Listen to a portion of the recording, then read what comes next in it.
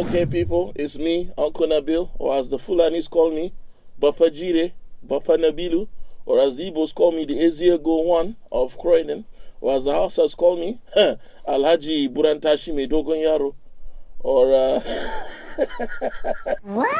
The results are in. I wouldn't say Labour won. I would say that the corporate lobbyists that run this country have changed sock puppets. We have now come out of over a decade of Tory rule into Tory light. And it's just like with Coke and Pepsi, I don't really know the difference. Nice. Rishi Sunak has left with his tail tucked in between his legs. And it's funny, when you look at what we've got Keir Starmer, who basically is a closet Tory. For the closet he's in, he's more transparent than the glass closet P. Diddy and Meek Mill have been dancing in for years. I don't anticipate much great change, but it's still nice to see Tory voters crying because they are despicable. On the other hand, you now have Reform rising, which I don't know, man. It's scary. It's weird. You look at the political situation in the UK, and you have what's left of the Tory party, probably the most diverse party right now in British politics.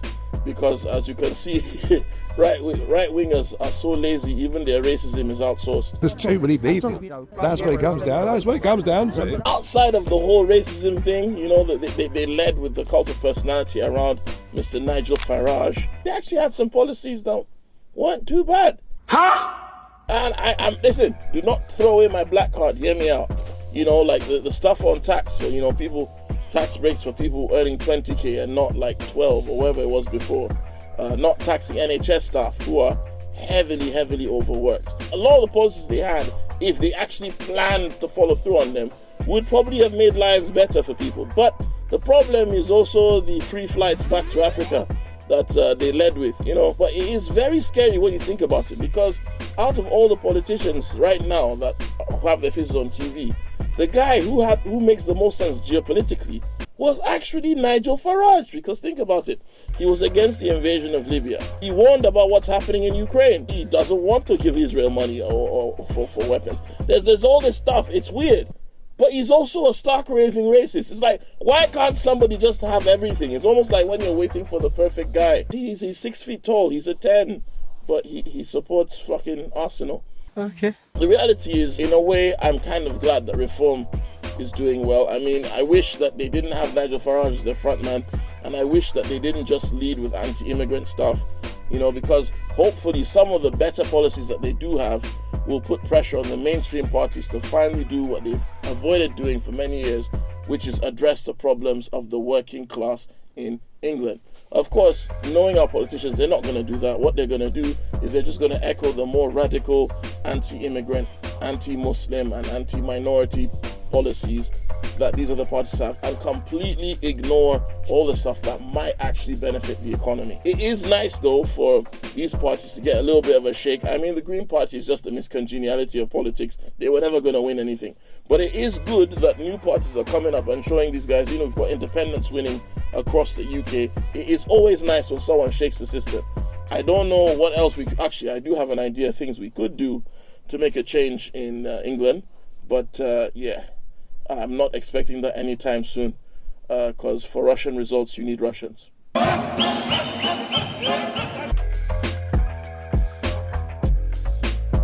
Speaking of Russia, NATO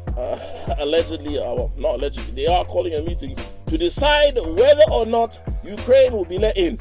Can you imagine these bastards? Wait, hold on. All this stuff is because of NATO's involvement in Ukraine pissing off Russia.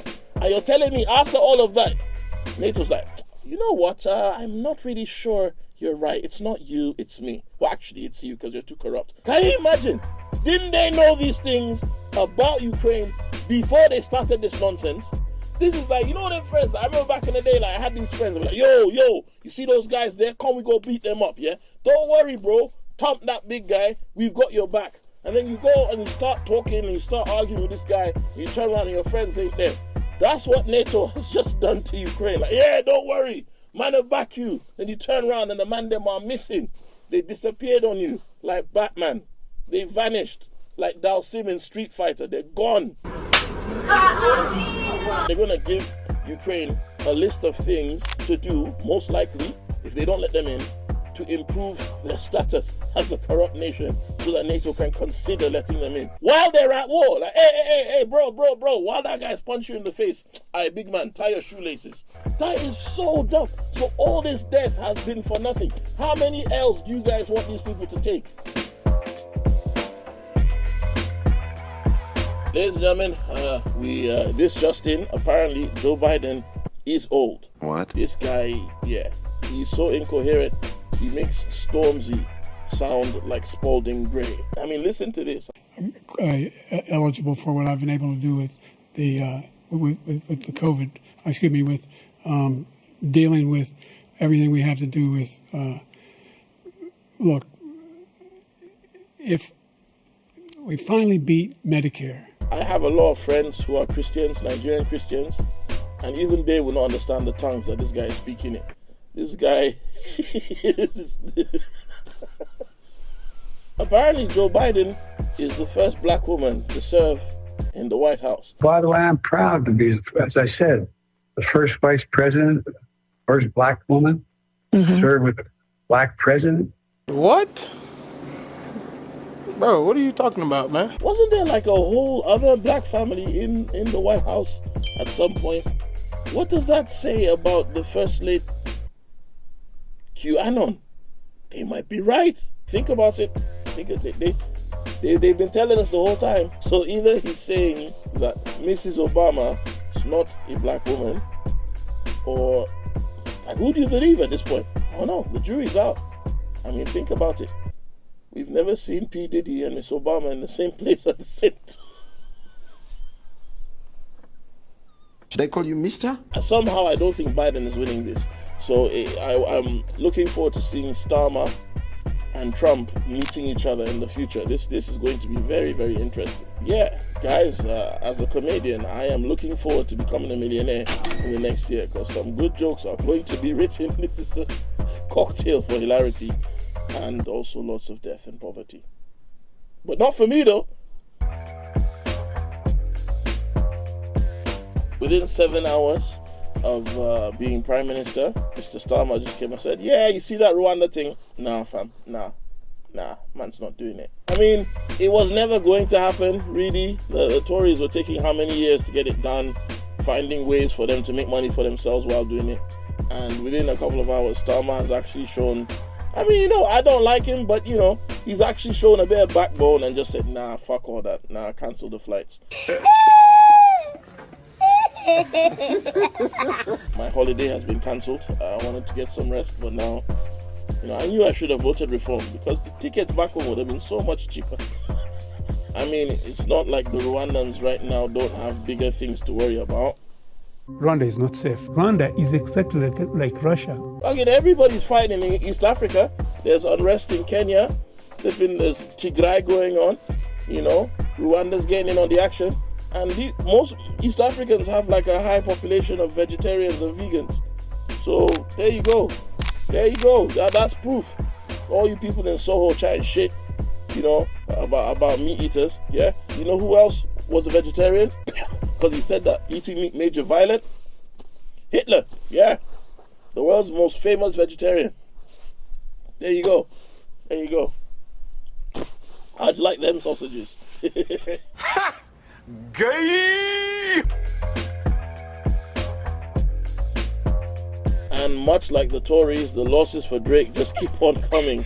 Kendrick Lamar has released a music video for Not Like Us, and this video has more subliminals than a movie by Mr. Kubrick. And the video is 5 minutes and 55 seconds long. We all know Kendrick is always really specific with his numbers, and throughout his seasons on Degrassi, Drake was always spotted wearing 555. He absolutely butchers Drake. Again, it's like this song is not gonna go away. It's like the modern Macarena, and I'm here for it. It's a brilliant music video. He had all of Compton in there, and once again, people from multiple gangs dancing and singing together. This guy may have just started world peace. And on top of that, Rick Ross was jumped in Canada. Now, I don't know. Getting beat up by a bunch of Canadians is the most hilarious thing. Hey, be careful what you say about us, okay? Hey.